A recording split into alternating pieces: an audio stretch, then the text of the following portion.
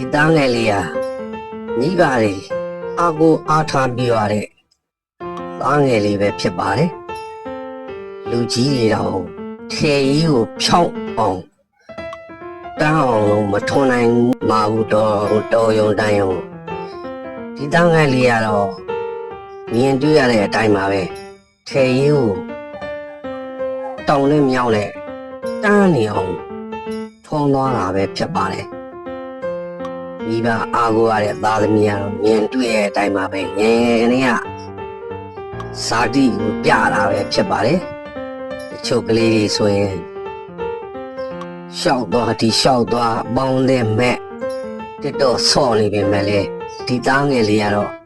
မြင်တွေ့ရတဲ့အတိုင်းပါပဲမိဘတွေကိုထွန်ရက်ကိုကြီးစိုက်ပြိုးနေတာပဲဖြစ်ပါတယ်မိဘနာမှာတော့နောက်ကနေနှမ်းကျဲနေတာပဲဖြစ်ပါတယ်ချီချူထိုက်တဲ့မိဘအားကိုရတဲ့ကလေးပဲဖြစ်ပါတယ်